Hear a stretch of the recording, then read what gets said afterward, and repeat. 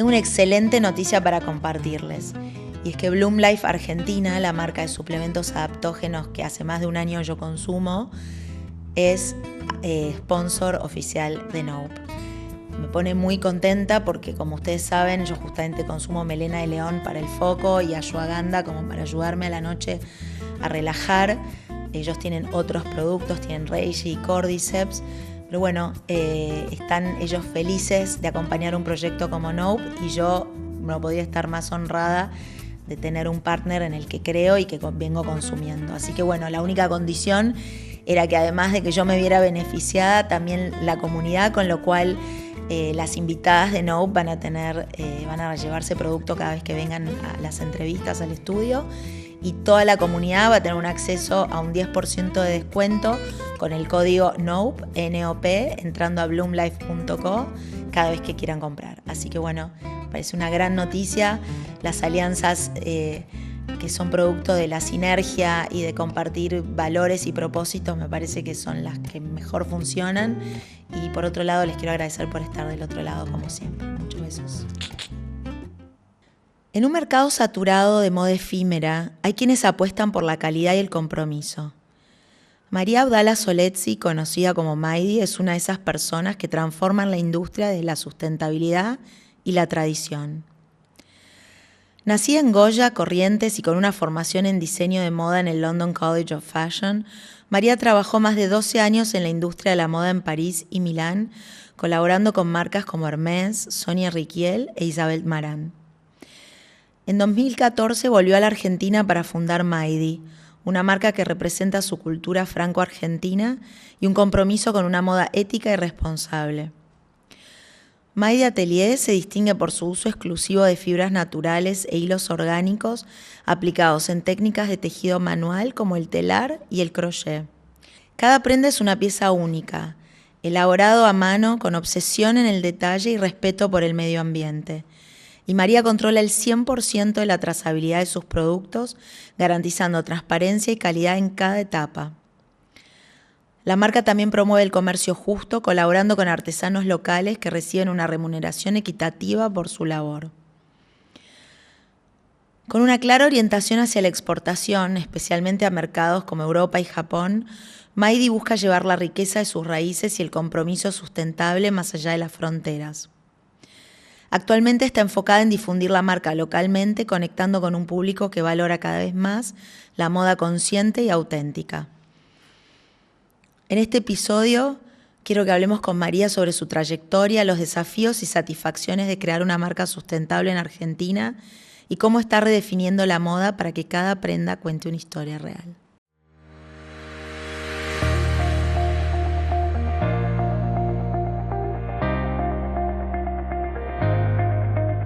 Mi nombre es Sabrina Maguas y esto es No Ordinary People, No para los amigos. En 2024 este podcast fue reconocido por la legislatura porteña como de aporte a la comunicación social de la ciudad, un reconocimiento que no solo celebro, sino que refuerza mi convicción sobre lo que hacemos acá. Esta temporada además tiene una yapa extra, que es que estoy siendo parte de una incubadora que es Matter, invitada por Luján Hider, de la marca Hider. Es una invitación a gestar proyectos, sostener vínculos y transformar realidades. Algo que vengo intentando hacer con Nope desde el inicio. Gracias por estar del otro lado, por compartir y por seguir siendo parte de esta comunidad.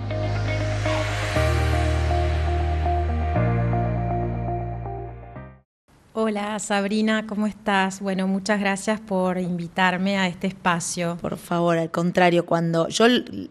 Después arrancamos formalmente porque está mi pregunta de arranque, pero no quiero dejar de decir que yo no conocía tu marca, te lo dije, y vos existís, digo, como marca, la fundaste hace 11 años, ¿no? Y quedé como muy impactada del producto que haces, con vos, con tu propósito y tu historia y tu know-how y la seriedad con la que encarás el proyecto. Y realmente...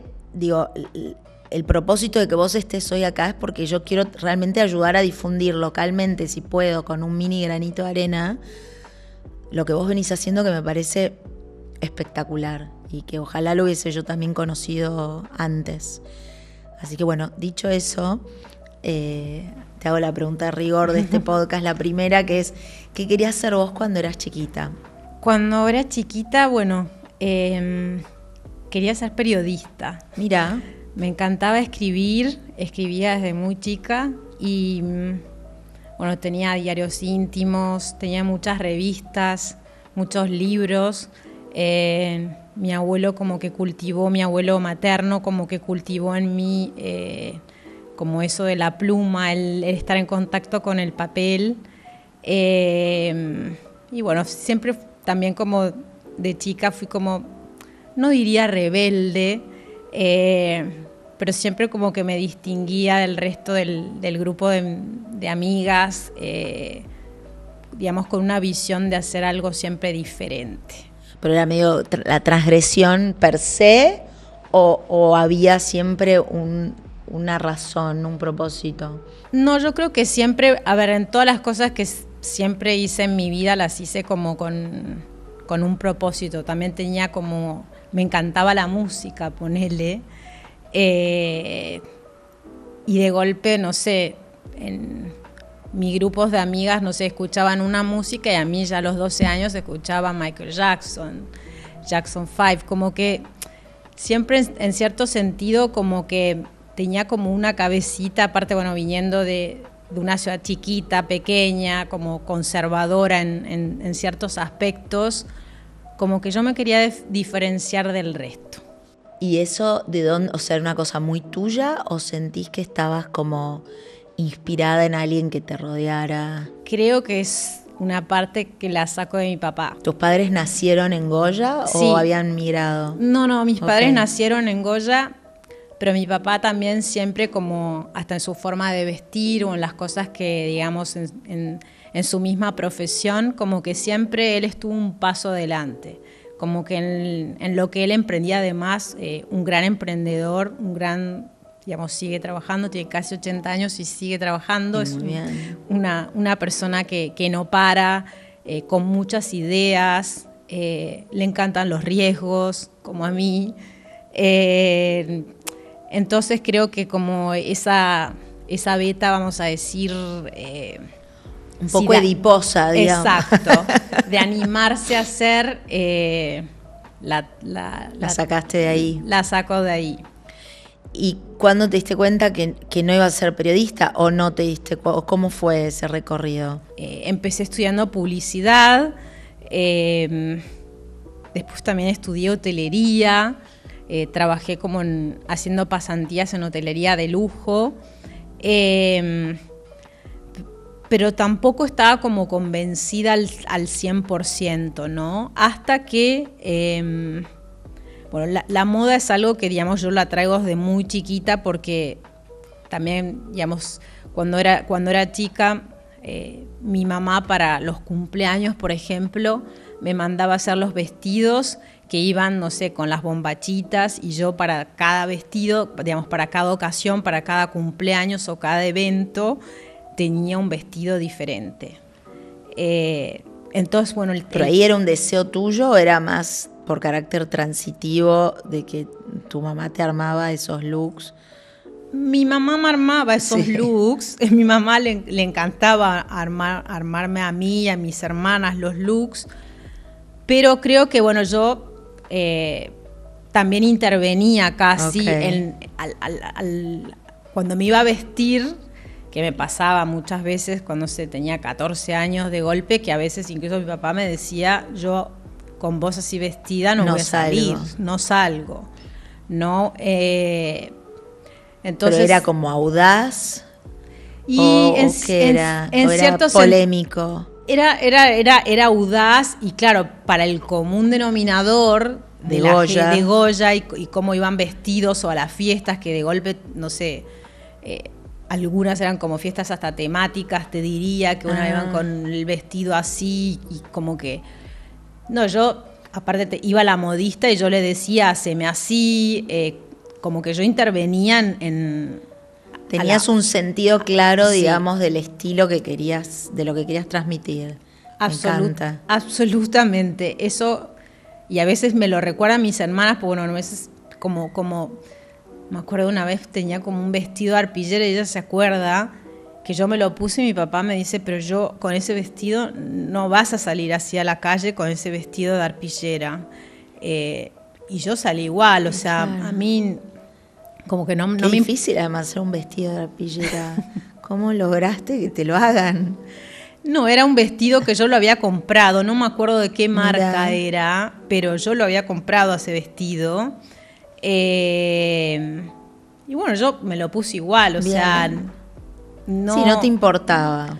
No. Pero nunca pensaste que era tu profesión esa, digamos. No, la verdad. Era un sentido del estilo solamente. Era un sentido del estilo, absolutamente. No pensaba ni sentía, digamos, yo quiero ser diseñadora el día de mañana. Claro. Como que no lo veía eso como una profesión, digamos. Y entonces estudiaste como hotelería. O sea, estudié hotelería y estudié publicidad, o sea, 2 carreras, las cuales terminé, pero nunca como que me sentí, digamos, nunca sentí que ese era el sueño de lo que yo quería hacer. Nunca sentí eso. Hasta que tenía más o menos 21 años, conozco una chica que había hecho un curso en Londres de moda, y bueno, me habló, porque bueno, yo creo que bueno, esto del textil sí siento que desde muy chica yo lo traía como algo de una pasión, porque aparte yo le hacía incluso los vestiditos a mis muñecas, mi abuelo me había regalado una maquinita de coser, o sea, yo estaba en contacto con géneros, con telas, yo bordaba en el colegio, de golpe tenía una materia que se llamaba actividades prácticas, y me veo bordando, me acuerdo en ese entonces, o sea, yo tengo 50 años, Sarah Kay, claro. Este personaje australiano, y yo, bueno, bordaba las caritas de ella, hacía los dibujos con los hilos perlé. Entonces, bueno, el contacto con el textil siempre lo tuve. Sí, pero nunca lo pensaste, por lo menos en esa instancia, como algo profesional. No, nunca lo pensé como algo profesional. ¿Y por qué te fuiste a estudiar afuera? ¿Por este consejo de esta amiga? Por este consejo de esta amiga que me dijo, te va a encantar, como que yo ahí me empecé a preguntar, bueno, yo quiero hacer algo realmente, algo distinto, quiero hacer algo que a mí me gusta, que sea, digamos, algo que me genere una pasión o algo, una motivación. Entonces fui a hacer un curso, pero además, en ese interín, yo conozco a un francés, en realidad. Entonces fue, digamos, la motivación de ir a estudiar, este curso que ella me había aconsejado como algo que podía ser muy positivo para mi carrera, y al mismo tiempo también estaba esto de, bueno, que había conocido el romance con el francés. El romance con el francés.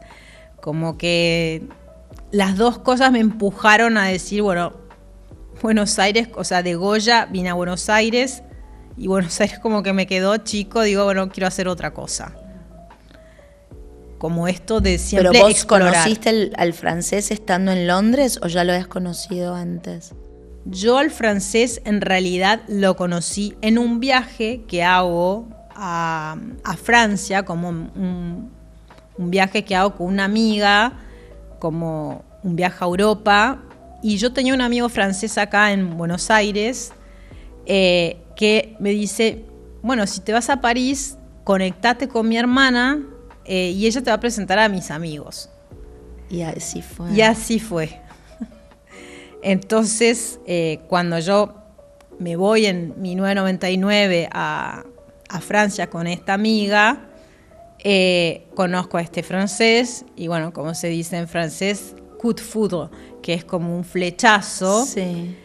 Y bueno, y eso en ciertos sentidos es lo que me empuja después, bueno, empezar a averiguar, a moverme, para ir a estudiar a Londres. Ok, y ahí te vas a Londres y estabas como saliendo con este francés. Claro. ¿Y él se mudó a Londres? No. No. Ok, pero hacían como el tren Claro, ida y vuelta. exacto, el tren ida y vuelta. Bien, ¿y ahí en Londres qué estudiaste? Ahí en Londres hizo un curso que, digamos, en London College of Fashion, que se llamaba Fashion Design Workshop.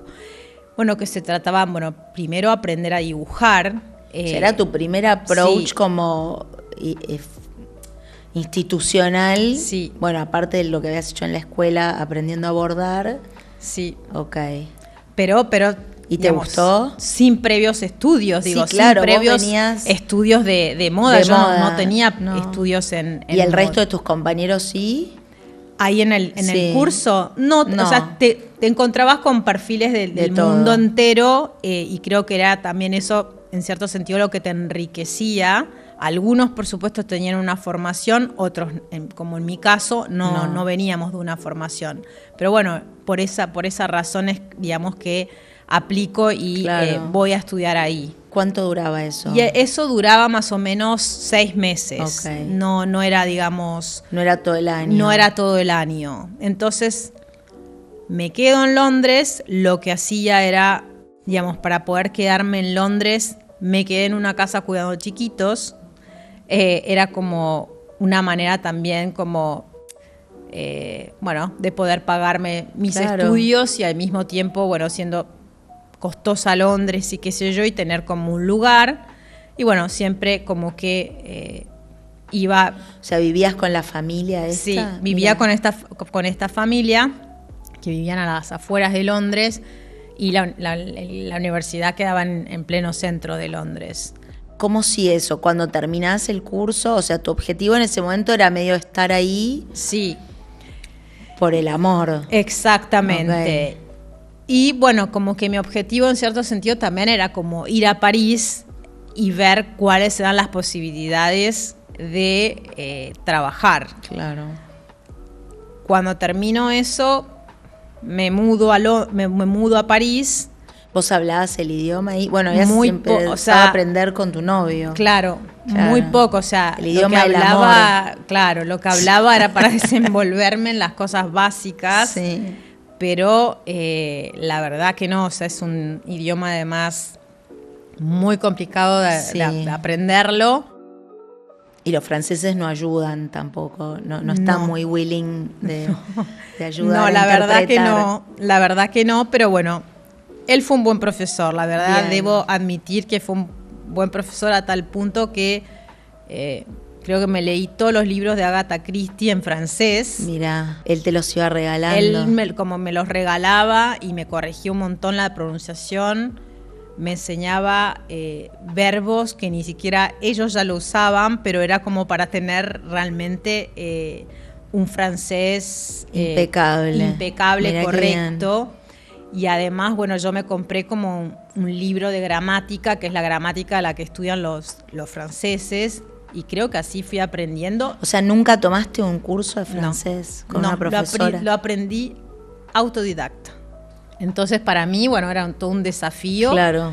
De aprender y también de insertarme en la sociedad, tal cual vos lo decías hace un ratito. Ellos no son los más amorosos, si no hablas el idioma. Entonces para mí era, si yo estoy acá, condición sine qua non es aprender este idioma. ¿Y conseguiste trabajo rápido? Me llevó, más o menos 1 año y medio, porque mi objetivo era hablar bien francés. Primero te dedicaste a aprender. Sí. Okay. ¿Y cómo te bancabas todo ese tiempo? No, en realidad me bancaban un poco mis padres. Okay. Y yo después como que me voy a vivir con él, y entonces era entre lo que me bancaban mis padres y y compartías con él. Y compartía con... ¿Compartían piso o vivían con compartíamos compartíamos un departamento juntos, y después yo me caso con él. Súper jovencita. Súper jovencita. ¿Él era más grande, no? No, la misma edad que yo, incluso un mes menor que yo. ¿Pero te casaste por los papeles o en realidad era amor, se quería flashear un romance? A mí fue como, por eso digo que el romance fue como eso que ellos llaman coup de foudre, ¿no? Ese flechazo, y yo me acuerdo que tenía amigas que me decían, cuando te mira, parece que mira el cuadro La Gioconda como embelesado, era Mira, como qué una bien. cosa... Qué lindo. Casi de cuentito de hadas, como un poco utópico también todo, porque yo creo que en mi cabeza había como también una utopía, ¿no? De casi un mundo perfecto que, bueno, que después...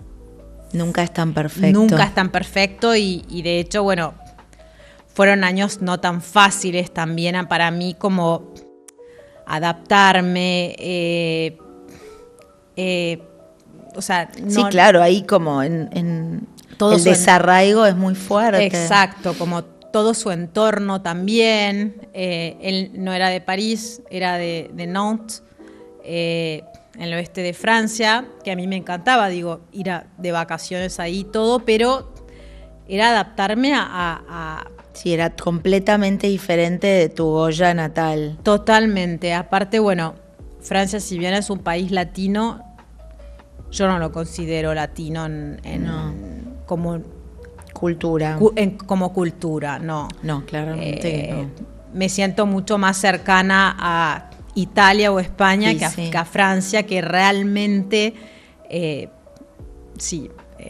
una lengua latina, pero de latino en los comportamientos de ellos, Hay poco. en la vida cotidiana, la verdad que dejan bastante que desear, por así decirlo. ¿Y cuándo? Entonces, te llevó 1 año y medio encontrar un trabajo Sí. que fue el tiempo que le dedicaste a aprender bien el idioma. Sí. ¿Y cuál fue ese primer trabajo? ¿Vos estabas como decidida a ser selectiva o era medio, bueno, lo que consigo? A ver, por un lado, bueno, yo tenía como muchas ansias de aprender y digamos, de trabajar en el mundo de la moda. Sí, además estás en la capital de la moda. Totalmente. Y él, bueno, una amiga de la hermana de él me dice, trabaja en Nina Ricci, y creo que no se tiene amigos o contactos, que parece ser que están buscando a alguien en una agencia de prensa.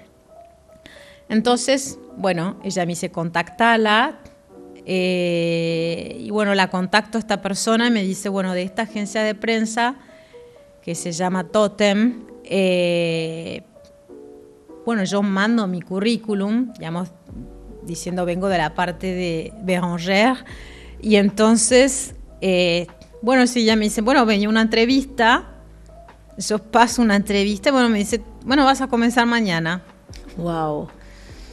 Y bueno, así fue como mi primer trabajo que... O sea, vos no tenías igual ningún contacto en PR. ¿Qué es lo que tenías que hacer? A ver, lo que tenía que hacer, yo no tenía ningún contacto de PR. Ni con prensa, ni con showrooms, ni con nada.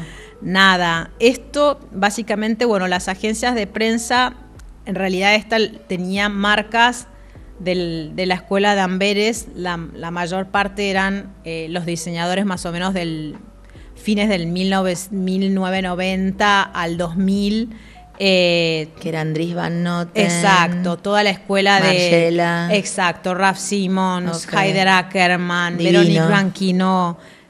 La mejor, yo creo que la Belle Époque, como digo yo, de la moda, fueron gloriosos. Y bueno, este hombre, que era un francés, que su nombre, digamos, su personaje es Cookie de Salbert. Él, bueno, tenía ese talento de ir a buscar a esos talentos perdidos. Esos talentos perdidos. Okay. Y bueno, y desarrollarlos y organizar desde los desfiles de estas personas hasta, bueno, hasta todas las ediciones con las editoras de moda, con las revistas. Y bueno, y esta agencia, el rol, digamos, la persona que buscaban básicamente era una recepcionista que reciba todas las entradas y salidas de shopping, se llaman. De ropa. Exacto, de ropa, que bueno, todas las editoras de moda o las campañas tenías como un showroom gigante distribuidos por diseñador. Entonces mi rol era recibir todos estos shoppings que venían de las revistas, y bueno, después ponerlos, ubicarlos en el showroom. Por eso era como un trabajo bien básico. Pero que no bueno, tenías que hablar con mucha gente tampoco. que no tenía que hablar con mucha gente, pero sí responder el teléfono. Pánico. Algo que me daba pánico cada vez que sonaba el teléfono, claro. porque tenía que responder en inglés, en francés, y bueno, responder el teléfono no es lo mismo que tener la persona enfrente que de golpe... No hay contexto, claro. No hay contexto, tenés que... Sí o sí entender. Hacerte entender. Entonces, cada vez que sonaba el teléfono, yo como que dejaba que suene varias veces hasta que, bueno, lo tenía hasta que te animabas a levantar. Hasta que me animaba a levantarlo. Mi carrera comienza ahí, con esta formación con este hombre, que después me termina, digamos, dando la posibilidad de tener otro puesto de trabajo en la misma empresa, ya ocupándome yo misma de diseñadores en todo lo que era la parte de relaciones públicas de una cuenta en sí. Y yo creo que eso fue como en poco tiempo, además. O sea, vio como en mí ¿Qué sentís que vio en vos?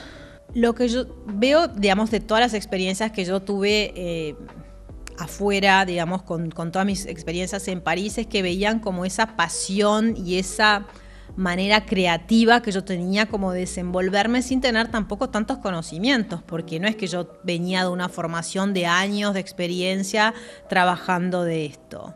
Como que era muy débrouillard, se dice en francés, que es como... Eras como resourceful, exacto, como en inglés. Exacto. Sacabas de la manga cualquier cosa, te arreglabas con lo que tenías. Exactamente, era como muy creativa de encontrar una solución, de siempre estar dispuesta, cosa que los franceses muchas veces no están dispuestos, vos haces una cosa y es eso o nada. Y yo tenía como esa... Eras más maleable. Es más esa versatilidad de adaptarme a todo. De ser algo muy argentino. Muy argentino, de ser amorosas con mis compañeros. Algunos eran odiosos. Era un equipo también de gente que, cuando me tocó a mí ser recepcionista y me llegaba la ropa, a veces encontrarme con mis mismos compañeros que la verdad me maltrataban, ¿no? Pero bueno, yo en cierto sentido como que pago ese derecho de piso porque mi objetivo era, bueno, de acá yo quiero hacer otra cosa, de acá quiero salir y ser otra cosa y seguir creciendo en este mundo, ¿no? Sí. Ahí vos ya habías identificado como que el rubro te gustaba. Sí. Y eso era en el mundo en el que te querías desarrollar. Sí. Y más, bueno, descubriendo, porque bueno, yo lo que conocía de moda eran más las marcas institucionales, o sea, clásico. Conocer eso, aparte, llego en un momento que estos diseñadores, bueno, que hoy, digo, Raf Simons diseña para Prada o Haider Ackermann hoy para Tom Ford, pero en aquel entonces... Sí, eran como jóvenes talentos. Jóvenes talentos, entonces... que proponían algo nuevo en una moda súper cliché, ponele, ¿no? Completamente, entonces conocer y ver cómo nacen todos estos diseñadores, en cierto sentido... Un lujo, fue para mí... Pero te dabas cuenta en ese momento. Sí. Porque a veces uno no percibe, ¿no? Está como surfeando una ola y después tomas conciencia del impacto que eso tiene. Pero qué bueno que lo pudiste ver, o sea, percibir en ese momento. La verdad que sí, creo que por eso me quedaba. Creo que por eso esta persona también te dio como más responsabilidad, probablemente. Y yo creo que sí. Y él también sabía que mis compañeros de todas maneras eran odiosos. Porque aparte me puso en un puesto también que yo tenía que controlarlos a ellos en la recepción de la ropa, porque muchas veces... Eras la controller. Claro, muchas veces llegaba ropa que no necesariamente era del showroom, sino que de otras marcas. Y estos compañeros venían porque se querían quedar con la ropa. Claro, él me decía, vos tenés que como... Y yo llamaba a los showroom, bueno, acá trajeron algo que no era del showroom. Digamos, sí, vos tenías que ser transparente, sí. Claro. Ser como la botona. Exacto, ser como la botona. En Argento sería la botona. Exacto, en Argento sería la botona. Era un poco la botona y bueno, mis compañeros... Tus compañeros te odiaban, pero tu jefe te amaba. Mi jefe Bien. ¿Y ahí cuánto tiempo estuviste? Ahí estuve 2 años y medio. ¿Y por qué te fuiste? Porque en cierto sentido también el equipo con algunos tenía muy buena onda. Qué bueno, te hiciste amigos. Se empezó como a desintegrar, se terminaron, digamos, una se fue a trabajar a Margiela, otras como que se empezó a disolver como ese equipo donde, bueno, éramos todos como una especie de familia, mal que mal. Y bueno, yo también como que me había un poco también cansado del mundo de la prensa en realidad. No del mundo de la moda, sino que el mundo de la prensa de moda.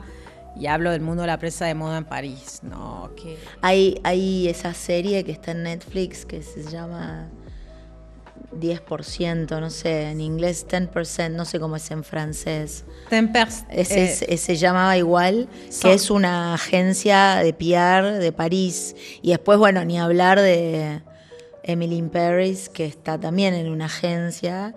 Es así tal cual, digo, porque está todo muy estereotipado, pero la sensación es que es, ¿no?, una cosa súper snob. Sí. Okay. Sí, es así, es así. No es exagerado, es así. Es así. Es muy real, y qué sé yo, es como que la gente, no sé, sueña con trabajar en esos lugares. Entonces es capaz de hacer cualquier cosa como para llegar a ese lugar. Claro. Entonces yo me acuerdo que tenía una compañera alemana que hablaba un montón de idiomas y ella se ocupaba, bueno, de una cuenta que era AF van der Borst. Y cuando yo me voy, ella me dice, haces muy bien de irte, porque este mundo vos no perteneces a este mundo, sos demasiado naive o muy pura para este mundo de crápulas. De crápulas. Siempre me acuerdo, y bueno, de hecho ella... Pero el mundo de la moda en general no es así, decís, en Francia. Bueno, o sea, vos tenías esperanzas de encontrar como un poco aguas más calmadas en otro lado. Sí, y de hecho fue así.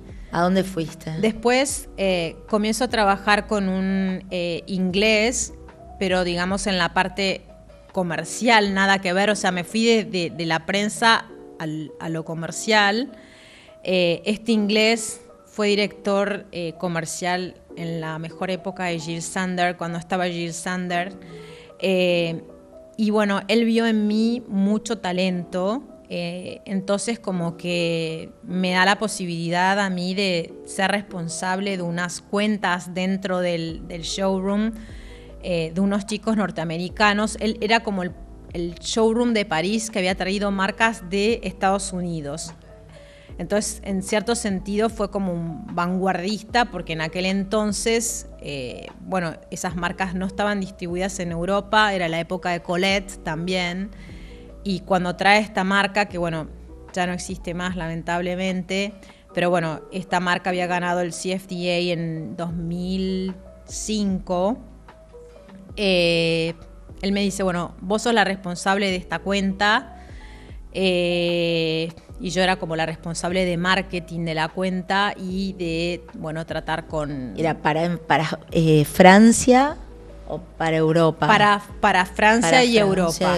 Y Francia y Europa. En el caso de esta marca era la distribución de Francia y Europa. ¿Y vos estabas a cargo como de hacer las compras también? Yo me ocupaba de todo el desarrollo comercial de la colección, del merchandising, como de la puesta en escena.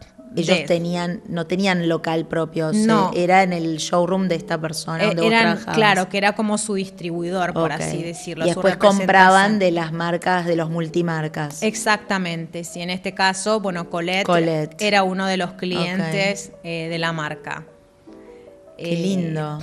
La verdad que esa fue, creo que, la experiencia que a mí me abre en otro sentido el mundo de la moda y que me hace conocer sobre producto. Claro, porque ahí abriste como un nuevo episodio que es más comercial, que vende, que no vende, ¿no? A cuánto pricear, a cuánto se puede poner un producto. Cómo se presenta una colección, cómo hago la prospección para captar nuevos clientes, cómo puedo abordar o negociar con un cliente también. O sea, todo un aprendizaje para mí, algo que tampoco lo había hecho, pero que, bueno, esta persona en cierto sentido, bueno, tuvo confianza y sintió que, bueno, que yo era la persona indicada como para manejar a esta marca y después me da otras marcas más. Ahora, vos no sabías nada de ese tema. Nada. Y él sabía que no sabías. Sabía que no sabía, pero bueno... Confió porque, a ver, él cuando empieza también como director comercial en Jil Sander, él no es que él tampoco venía de una formación, era un hombre muy buen mozo, entonces creo que lo que vendía era más que nada eso, su imagen se fue haciendo a medida que fue experimentando y creo que es lo que él implementó también en su propia empresa. Y creo que sí, eso fue para mí como... Sí, yo creo que una de las experiencias más ricas que yo tuve dentro de mi experiencia profesional fue con él. ¿Y cuánto tiempo estuviste ahí? Casi 5 años. ¿Y después qué pasó? ¿Vos ahí ya estabas casada con el francés? Ahí ya estaba casada con el francés. Yo estuve casada 6 años y medio y me termino, bueno, sí, divorciando en 2009. Se terminó el idilio. Se terminó el idilio, se terminó eso. La mirada yocondiana. La mirada yocondiana.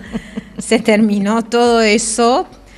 Y bueno, yo tuve como que empezar de nuevo sola. Estabas separada en París. Separada en París. ¿Y ahí pensaste irte de París o en ningún momento se te cruzó esa Bueno, idea? ahí voy a vivir a Milán. En realidad me hago como un break, un paréntesis de 1 año y medio y después regreso a... ¿Te fuiste a Milano porque quedaba cerca o me había algo? Me fui a Milano porque aparte me habían ofrecido, tuve una propuesta de trabajo interesante. ¿En dónde? Era para un showroom que fue el que da a conocer Golden Goose. Estoy hablando de Golden Goose en los inicios de Golden Goose. Sí, cuando no eran estas zapatillas de ahora. Exacto, cuando no eran estas zapatillas de ahora, ni el concepto de ahora, eran los dueños, yo los veía a los diseñadores, estaba con ellos. Yo te conté que tengo unas botas de esa época. Sí, vos me contaste. Bueno, la Belle Époque. Volver a poner. Ese momento era como... Qué lindo. Y ahí estuviste 1 año y medio. Ahí estuve 1 año y medio hasta que decido volver a París porque sentía como que Milán, como se dice en italiano, era muy provincial. Y sí, claro. Entonces yo lo único que hacía era trabajar o los fines de semana de golpe me iba a Venecia o me iba de viaje, y tenía un amigo, bueno, francés que trabajaba en Prada, luego lo veía a él o salía con él, pero como que yo no tenía una vida, de hacer amigos o una vida más dinámica, porque bueno, Milán, sí, la ciudad no da para eso. La ciudad no da para eso, entonces yo decido después de esa experiencia volverme a París. ¿Sin trabajo o tenías una punta? Y ya tenía una punta, como que pasaba entrevistas. Sí, además está súper cerca en esa época, no es que... No. No era un lío. No era un lío. Así que bueno, me vuelvo a París y empiezo a trabajar ahí para Isabel Marant, con una italiana. A todo esto. ¿Pero en qué área? En el área comercial del mercado de Italia. Todo esa esto, se volvió como tu expertise. Exacto. A todo esto el italiano también lo aprendo como autodidacta. Claro. O sea, yo italiano, digamos, sabía más o menos hablar como a lo argentino. A lo argentino. Claro. Hablo bastante bien, o sea, no como el francés, pero me desenvolvía muy bien. Pero es mucho más simple. Es igual, mucho más simple. Si ya habías desculado a hablar francés sola, italiano es... Al escrito me costaba un poco más porque... Y ahí te volviste y estabas con Isabel Marant. Entonces empiezo a trabajar ahí en la parte, digamos, de desarrollo. Que era el boom de ella también. Era la época de las zapatillas esas con la plataforma escondida. Exactamente. Okay. Que ahora las volvió a sacar o algo parecido. Ese momento que tenías, no sé, fila, así como tuve fila, que esperaba fila de europeos y japoneses para Golden Goose, creo que me pasó lo mismo en la época de Isabel Marant. O sea, vos vendías desde Isabel para afuera. Sí, para el mercado de Italia. De Italia. Sí, porque bueno, habiendo trabajado, digamos, estando desde Italia, como que yo llegué a tener como los contactos y la gente, y sabías la gente. qué vender. Sí, pero nunca hubo local en ese momento de Isabel, o era multimarcas. No, eran locales propios. Todas eran para multimarcas, Bueno, pero vendían un montón. Pero se vendía un montón y de golpe tenías Milano y un montón de ciudades de Italia, que eso es, digamos, eso es lo que también aprendí viviendo ahí, es que Italia es un mercado gigantesco, mucho más grande, creo que es uno de los más grandes de Europa, creo que es el más grande de Europa. Mirá. En un pueblito tenés un concept store que no lo puedes creer. Eso es porque vos crees que la gente tiene como un sentido del estilo muy particular, ¿no? Sin duda, yo creo que el italiano respecto al francés o a otros países de Europa, digamos, la ropa se ocupa un espacio muy importante. Muy importante en la vida de ellos. Creo por eso, incluso en Milán la gente ve tan bien arreglada, no sé, desde un ciclista, por así decirlo, que están todos, que la zapatillita, que el pelito, que está todo impecable. Está todo impecable. Las cejas también, todo. Yo me acuerdo cuando vivía que me llamaba la atención el cajero del supermercado.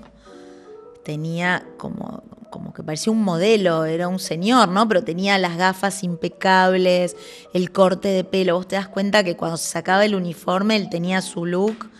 Y eso le importaba, es lo que transmitía a través de su imagen. Sí, yo creo que también ellos son como muy vanguardistas, y yo en el diseño, y yo eso los comparo mucho a los japoneses, porque el italiano siempre está como adelante, al menos en esa época. Estoy hablando de esos años que también fueron gloriosos para la moda, donde, bueno, la mayoría, digamos, de los buenos clientes, o cuando tenías una distribución de golpe, no sé, en Francia tenías 3 puntos de ventas, en Italia tenías 15. Claro. Y los 15 eran impecables. Increíble, ¿no? Increíbles. Un país tan chiquito, maravilloso. Con un país tan chiquito decís, wow. Y cuando visitaba yo las tiendas me quedaba como abriendo la boca, porque vos decías, no puede ser. Pero bueno, ellos lo tienen... Claro, es un interés. Es un interés. Es un interés, y también, si bien en Francia, digo, ha sido una política de Estado, ¿no? Transformar al país en la capital de la moda, París y demás. Yo creo que Italia, con el Made in Italy, con todo el desarrollo de la fabricación de distintas telas y del cuero que es como que un país que se desarrolló alrededor de una industria que está muy ligada a la moda, y es como una identidad a la moda, al diseño, a esta vanguardia.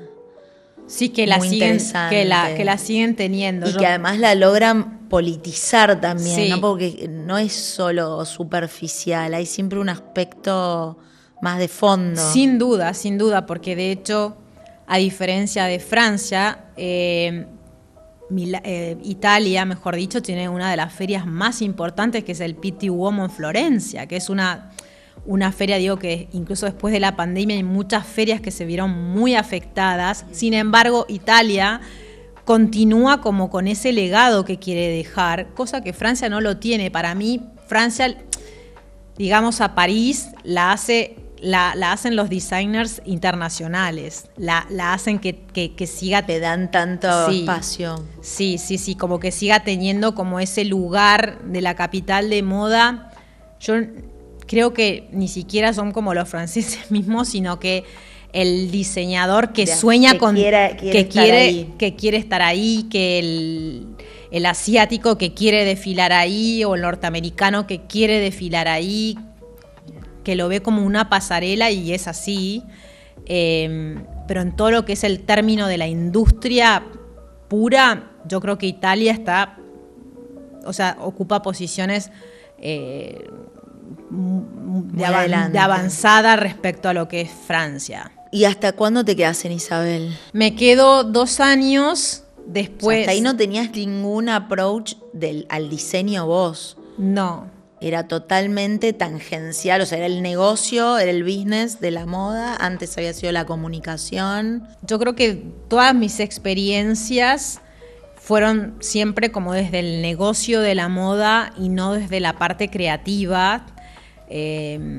Hasta que, bueno, llego a Sonia Rykiel, que es como, vamos a decir, una de mis últimas experiencias antes de volverme a la Argentina, donde, bueno, ahí ya eran los últimos años de Sonia, ya estaba a cargo su hija, y ahí, bueno, sí intervenías en el plan de colección, en el tema, digamos, si bien yo tenía un puesto de responsabilidad, era responsable de zona en varias zonas, Suiza, Turquía, Italia, o sea, tenía un puesto muy importante, y trabajabas con el equipo de creación, más como codo a codo, más codo a codo, pero yo nunca trabajé en el área creativa. ¿Empezaste a sentir deseo o no? Sí. Sí. ¿Cuándo? ¿Vos sí. te acordás o el momento que te diste cuenta que te gustaría estar del otro lado? Bueno, hay una persona que fue, digamos, es una persona que se llama Patricia, que es como un coach que tuve, que vio como en mí como un potencial, porque yo hice como una experiencia con ella, y ella me dice, creo que es el momento de que vos te vuelvas a tu país, porque vos tenés una beta creativa que no la estás explotando acá, y me parece que es hora de volver a casa. Wow. ¿Y eso lo tomaste bien? ¿Te pareció lógico o era medio que te estaba diciendo cualquier cosa? En el momento no lo entendí, okay, pero hoy le agradezco un montón. No, me imagino, pero claro, en ese momento no era lo que vos estás planificando. No. Y creo que sí, que en cierto sentido fue como el gran empujón que yo tengo en mi vida, que fue decir, bueno, es el momento de empezar a pensar en hacer algo propio y volver a casa. Porque bueno, ya... ¿Cuántos años habías estado ya afuera? 12.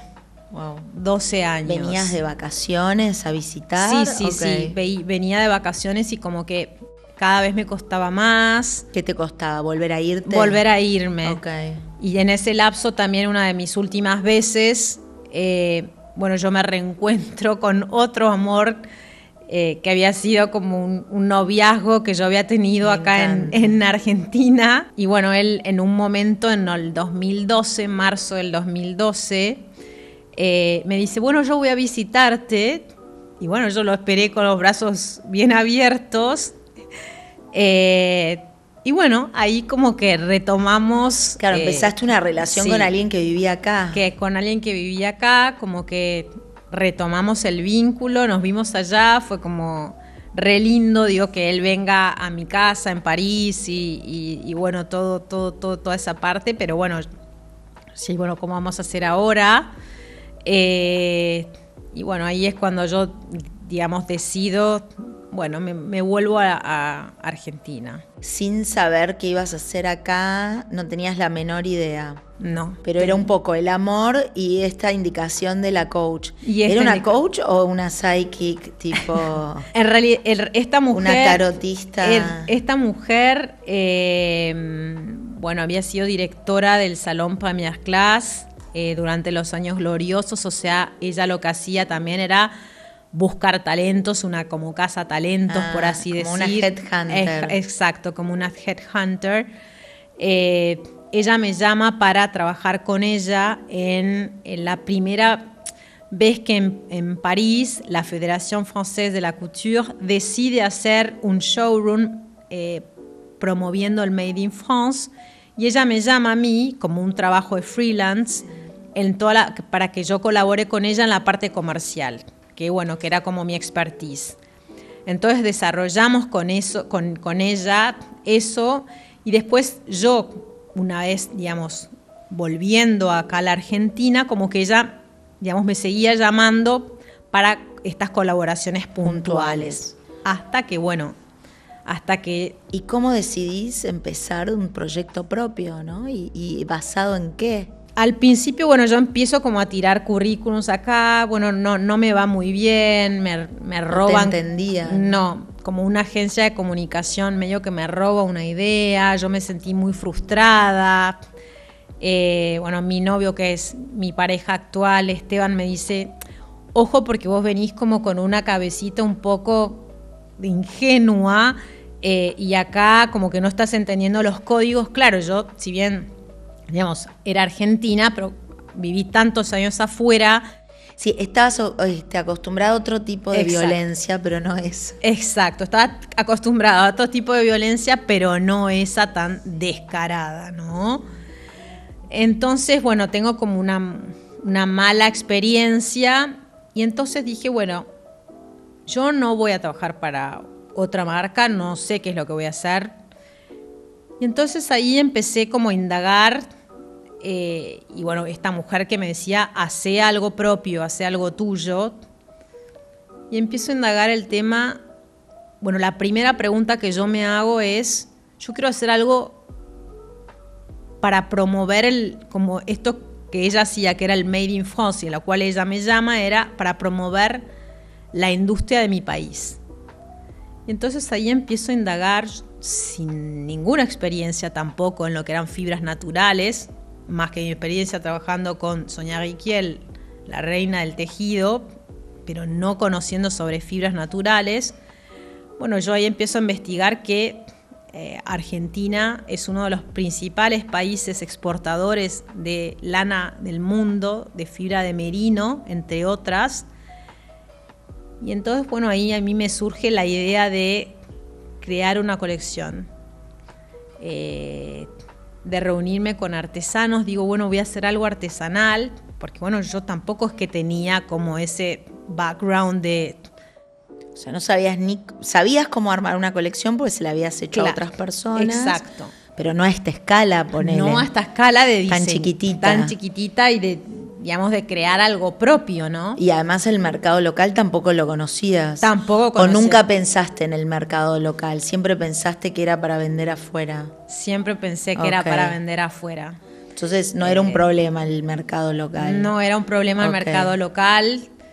Entonces digo, voy a crear una colección de accesorios. Y la marca nace con grandes cuellos y grandes echarpes bien envolventes. Empiezo con todo esto en 2013 y esta mujer, Patricia, en el 2014 me invita a una feria en la cual ella era como la que dirigía esa feria en Milano, en la Piazza Gaulenti, y me invitas, digamos, a exponer a esa feria.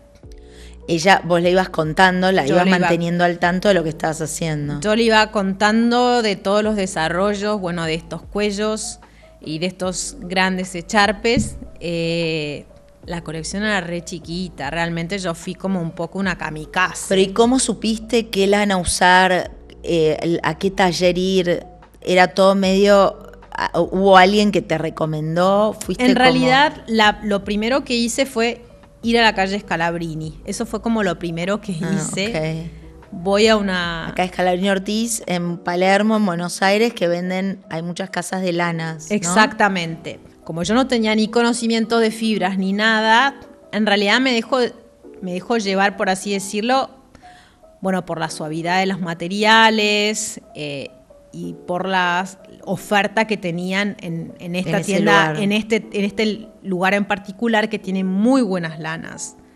Ahí hago como mi primer pasito, digamos. De ahí, esta persona a la cual yo le compraba, yo le digo, ¿y ahora cómo voy a hacer para tejer esto?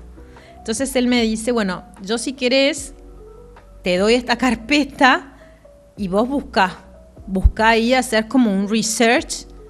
Creo que era una carpeta de artesanos, de talleres. De talleres, de artesanos. Y yo empiezo a hacer tipo así, bueno, y digo, bueno, voy a elegir estas dos. Y llamo. Y me dice, bueno, este hombre sí, este hombre viene, nos compra esta lana, y qué sé yo, este hombre para el telar, y estas dos el que elijo así por azar, Al azar. 2 hermanas de Florencio Varela. Y bueno, las llamo, las cito, les digo, bueno, yo quiero hacer esto. Y bueno, así comienza como toda esta aventura mía. Pero ¿y cuándo empezás como por un lado, a escalar? Bueno, vas con los cuellos a Italia. Voy con los cuellos. Y ahí te va bien. Ahí hago mi primera venta internacional. 50 cuellos que le vendí a la tienda Bifi. Wow, empezaste por el pie derechísimo, pero... Empiezo con el pie derechísimo. ¿Tenías stock? No tenía stock. Claro. Yo lo que hago es, tomo la orden de pedido y me dan ese llamás tiempo. A Florencio Varela. Llamo a Florencio Varela. ¡Socorro! A las tejedoras para realizar estos 50 cuellos. Claro.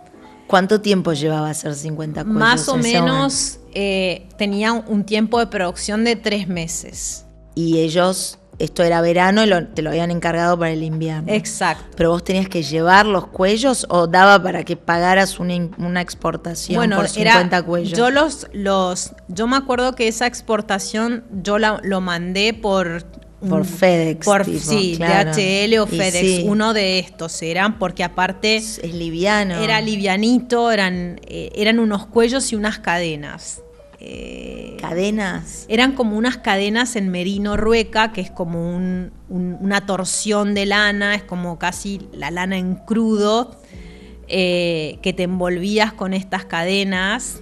Parecías medio, si eran muy lindas. Yo me acuerdo que tenía una amiga que había conocido incluso en esta feria, que tenía una marca de medias, y me dice, yo acá veo tus cuellos en la vitrina de Bifi con los suéteres de Stella McCartney. Así que bueno, fue como... Ahora, ¿esos cuellos los diseñaste vos? ¿Tenías un modelo? Porque esa fue tu primera experiencia en diseñando. Esa fue mi primera experiencia en diseño. ¿Y por qué yo elijo cuellos?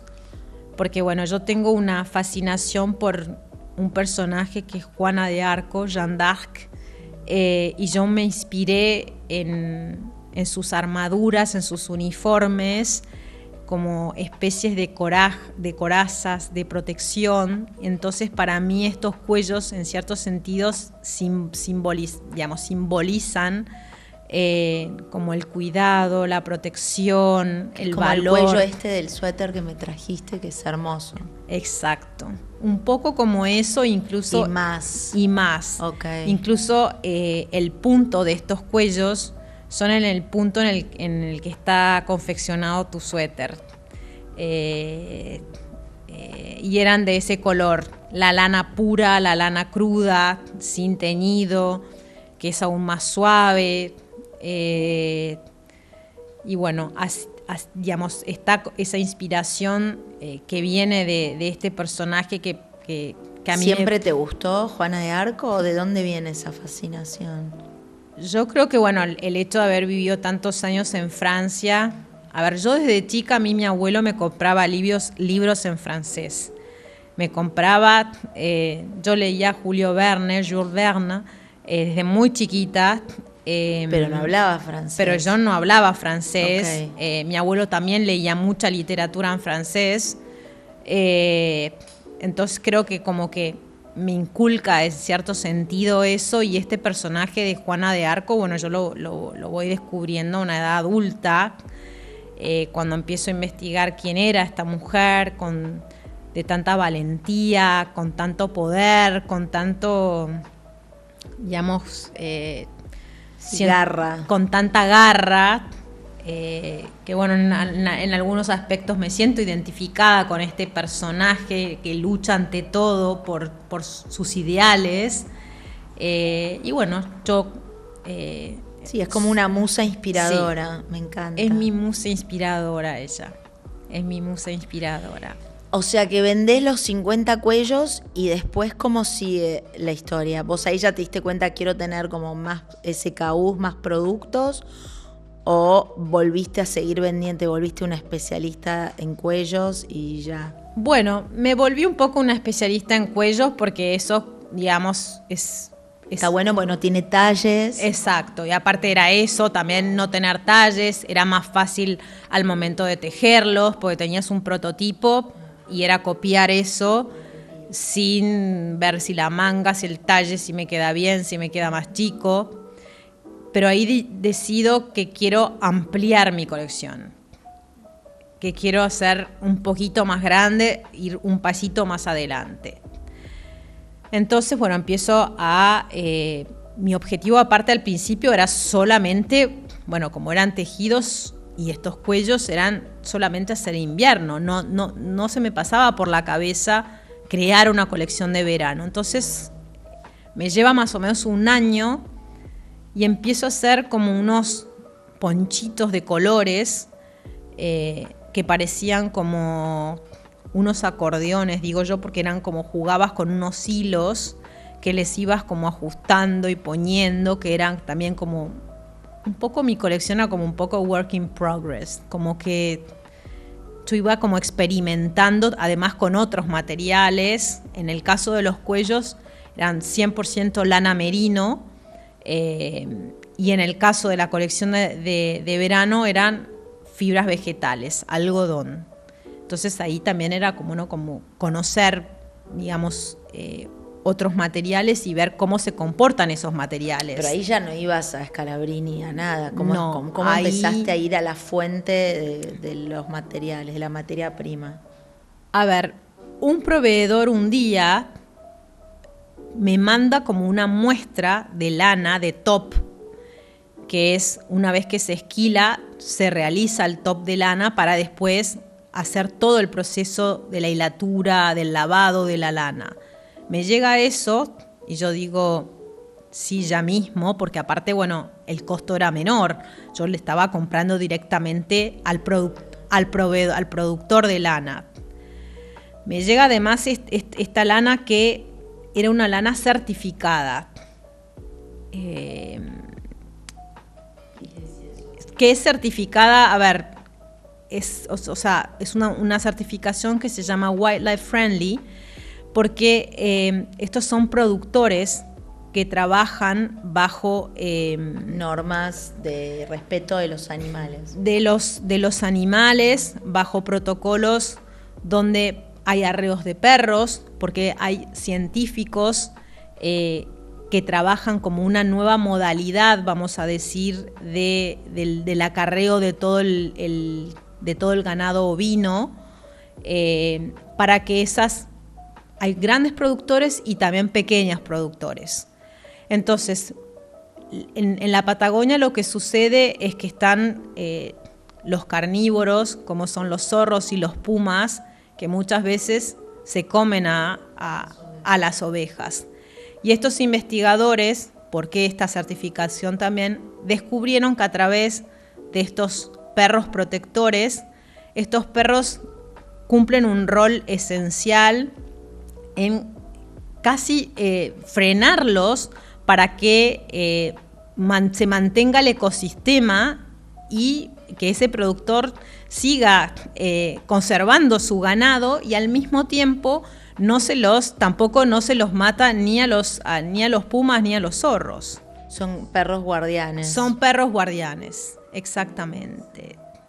Y ahí cuando conseguiste esa lana certificada, sentís que pudiste trabajar, que era como un plus a nivel la materia prima para un producto mejor, o era per se porque al ser certificada, ponele que afuera, que estaban más conscientes de esa importancia, te iban a dar más, o sea, iba a valer más la prenda, digamos? Yo creo que era más desde un concepto, más desde el cuidado al medio ambiente y el cuidado a esos productores que hacen un trabajo enorme. Entonces había eso, como un storytelling exacto, extra. Era un valor agregado de darle además de la calidad de la lana, que digamos que es de excelencia. Nosotros tenemos una de las mejores lanas merinos del mundo. De hecho, tengo proveedores que son los mismos proveedores que se les vende a marcas internacionales muy importantes. Entonces, para mí eso le estaba dando un valor agregado también a mi propia historia. Y además estoy contribuyendo con esos pequeños productores también a toda la economía regional de cada lugar, de cada lugar de la Argentina. Porque vos ahí empezaste a tener lana de distintos lugares. Exacto. Lana y estos productos que hacías las colecciones de verano. Exacto. Estos productos, por ejemplo, en las colecciones de verano, trabajo con los artesanos de Liberá, la provincia de Corrientes, entonces ahí hago trabajar, por ejemplo, la fibra de espartillo, que es una gramínea que nace en el agua, que estos artesanos la extraen, la secan y la tejen. ¿Qué es este bolso que trajiste? Que es esta carterita. Esta es carterita. Divino. O sea, es accesorio, pero porque acá empezaste con el cuello. Ahora estás mostrando esto, pero en el medio pasaste por los suéteres. Por los suéteres.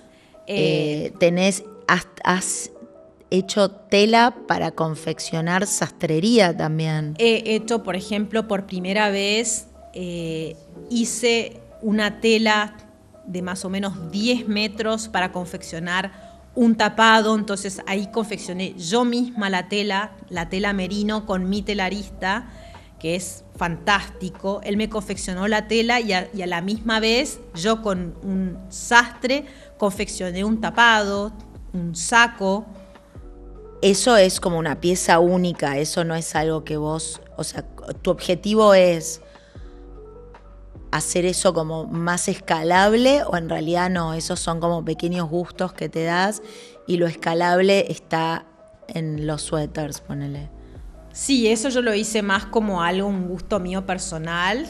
Sí, que es impecable, yo lo vi, ese tapado está en tu showroom. Ahora tengo otra idea de desarrollar una tela más fina, o sea, más complicada todavía, o sea, siempre me pongo constantemente desafíos, porque para mí me encanta innovar, pero sí, lo escalable son efectivamente los suéteres. En estos 11, porque hace 11 años que existe la marca, ¿quién es tu público fiel? ¿En dónde te enfocaste justamente para poder plantar raíces, ¿no? Echar raíces y decir, es una marca de 11 años de trayectoria? Desde el 2017 empecé a trabajar con el público japonés. Yo recuerdo fines del 2016 que mandaba invitaciones, hacía presentaciones por MailChimp y solo recibía respuestas de japoneses. Y eso me parecía como alucinante. Yo decía, ¿qué será que ven? Vos tenías esos contactos de antes. Claro. Sabía, ¿y qué mandabas a los multimarcas? Claro, yo mandaba como a los multimarcas una presentación con fotos, pero todavía era como, digamos, la marca todavía en el 2017, si bien, digamos, ya estaba creada y compuesta. Sí, recién arrancabas. Y a partir del 2017 y en julio del 2017, una de las mejores tiendas de Tokio, Biotop, me invita como un personaje especial. Yo voy a Japón, me hacen una entrevista maravillosa y a partir de ahí, bueno, nace esta relación que hoy yo tengo con el público japonés. El público japonés hace 8 años apuesta al concepto de marca, adhiere a todos los valores que tiene mi marca, al diseño, a la confección de las piezas, a la creatividad y contemporaneidad de cada uno de mis diseños. Y bueno, es como que, sí, yo en ciertos sentidos como que yo creo que diseño un poquito para ellos también. Claro, porque se me ocurre que a su vez deben tener mucha particularidad, ¿no? Entonces, vos sentís que ahora tus colecciones, o sea, están medio orientadas a ellos. Sí. ¿Y cómo haces ahora? O no sé si es orientada a ellos, pero sí es un público que te siguió tanto tiempo, que tal vez es tu público parámetro un poco, ¿no? Y también te ayudó a seguramente mejorar el producto muchísimo, a madurar vos como marca. ¿Qué sentís que ahora, si es que sentís que hay algo que debes modificar para hablarle al público local, ponele, o en realidad no es necesario hacer como esos switcheos de pequeñas cosas? No, yo creo que, a ver, lo que siempre le pongo una mirada es siempre mejorar la producción, siempre en hacer una mejor producción, que si tengo un suéter como de base, vamos a decir, o un suéter icónico, un poco como el que tenés puesto, es mejorarlo, llevarlo a, no sé, una mejor terminación, un mejor detalle. Respecto al público local, yo creo que siempre me concentré tanto como en el mercado internacional que como que no le puse un poco de, no sé si son ganas, tal vez la palabra, o tal vez no supe cómo llegar al público de acá, incluso con la misma comunicación o la manera mía de transmitir, ¿no? Y creo que un rol importante que sí siento con el público local es enseñar al consumidor qué es una fibra de merino, porque muchas veces la mayoría de las personas me dicen de dónde vienen, de afuera las fibras. Creo que hay un tema cultural muy grande, también con lo artesanal, que bueno, la mayoría de las personas acá, bueno, alguno en la familia tiene a alguien que teje, entonces creo que hay un tema cultural muy grande y creo que mi rol en ese sentido es como enseñarle o darle las herramientas al consumidor de qué es lo que está consumiendo o por qué en cierto sentido debería comprar una prenda Maidi, ¿no? Que creo que en el caso del japonés, y bueno, el japonés tiene como una sensibilidad con las fibras, tiene un conocimiento con las fibras, es muy sensible a lo artesanal, es muy sensible tal vez. Esos atributos que tal vez son los que uno localmente no le da importancia. No le da importancia, exacto. Entonces ahora el propósito es seguir, obviamente, con de cara al mundo, pero también por construir esa conexión con la comunidad local, que yo creo que si bien, como coincido con vos, que por ahí uno minimiza lo propio o no sabe y valora más siempre esa cosa del pasto del vecino que siempre es más verde, creo que hay sí o sí una toma de conciencia del tema de las fibras naturales, no sé, de que la gente empieza a intentar entender por qué un producto vale una cosa u otra, o si es justo que valga eso versus esta otra cosa. Entonces creo que está bueno lo que decís de educar, creo que es como súper necesario. Ojalá funcione. Igual yo creo que, lamentablemente, digo, tener que decir eso, pero creo que, y te lo dije en otra oportunidad, como estuviste muy bien en hablarle primero a ese público que ya conocías afuera y que era un mercado por ahí para vos más claro, porque es lo que te dio esa base para hoy ser una marca consagrada y poder como presentarte desde un lugar más cómodo a un público por ahí más complejo, en el sentido de que los vaivenes de la economía no ayudan, digo, así como no ayudan al que produce, no ayudan al que consume, ¿no? Es como mucho más inestable todo. Pero me parece que es de un valor enorme lo que haces. Te felicito mucho. Gracias, Sabrina. Y quería hacerte como una última pregunta, que es, ¿qué pensabas? Son dos preguntas. ¿Qué creíste al principio que era muy importante, al principio de tu proyecto, que no era tan importante? A ver, cuando comencé, o sea, yo tenía como una idea en claro lo más importante para mí, que era, en cierto sentido, como ser como una embajadora al mundo y una embajadora también en nuestro país, la embajadora de la lana, por así decirlo, ¿no? De hacer conocer como todos esos recursos que tenemos acá y revalorizar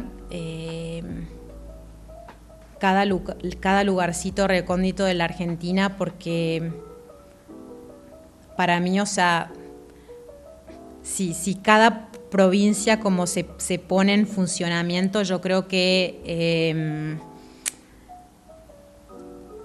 es que se generan las economías regionales de cada lugar, que para mí eso era como un objetivo, uno de mis objetivos principales.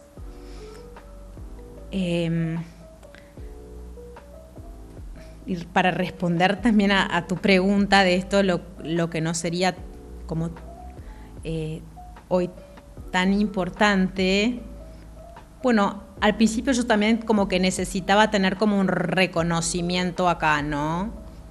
Y bueno, no sé, la conclusión que saqué es, y bueno, nadie es profeta en su tierra, ¿no? Como... No, bueno, igual esa historia no se terminó de contar todavía. No se terminó todavía de contar, es verdad.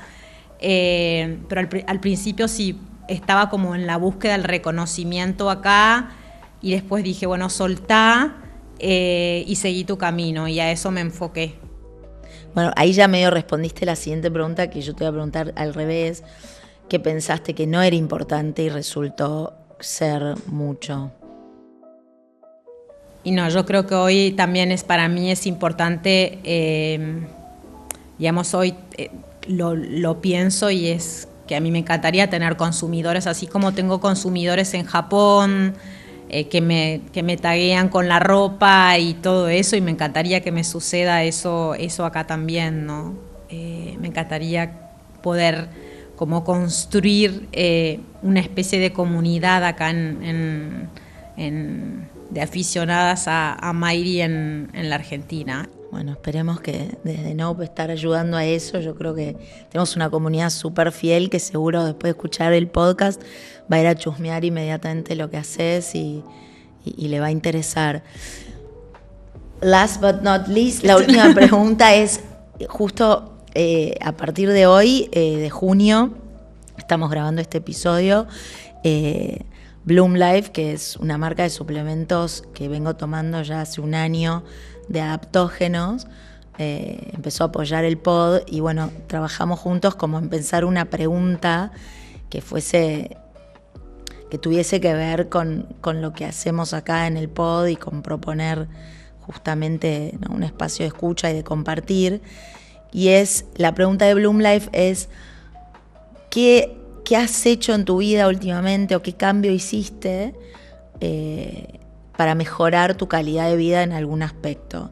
Puede ser deportes, alimentación, o no necesariamente, por ahí es leer, pero algo que hayas como sido muy consciente y decidido cambiar para mejorar esa calidad de vida.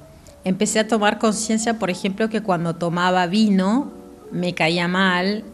Tengo mucho conocimiento de lo que sucede en mi cuerpo, y bueno, ahora y a comer menos hidratos de carbono porque me inflamaban, y bueno, eso es un cambio que considero, o sea, me doy cuenta de esto del vino porque me dolía mucho la cabeza, y empecé como a reconocer estos síntomas como muy pronunciados, y ahora vengo bárbaro. La verdad es que reducí el hidrato de carbono, y también... O sea, las harinas en general. Las harinas en general, y el alcohol, y me siento, digamos, mucho más saludable, y esos dolores de cabeza al menos no volvieron.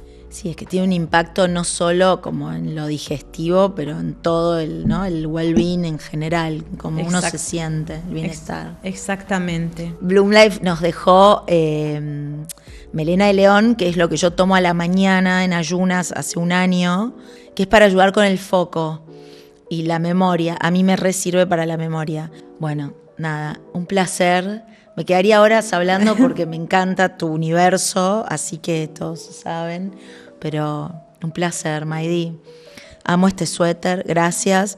Todas mis otras cosas que encargué las voy a usar acá, así todo el mundo las ve y ayudamos a que se dé a conocer una marca tan linda. Primero porque lo que haces es muy lindo, es de muy buen gusto, de muy buena calidad, pero además este valor agregado de tener el 100% de la trazabilidad, que son, ¿no?, materia prima argentina, y que además estás ayudando también a desarrollar estos ecosistemas de profesionalismos y no de distintas áreas, porque por ahí agarraste artesanos que hacían algo que no era exactamente lo que les pediste y les enseñaste también un nuevo oficio. Así que te felicito, me parece un círculo muy virtuoso el que estás aportando. Gracias. No, gracias a vos por brindarme este espacio y contarles mi historia. Una historia divina y además romántica, me encanta. Sos de las mías.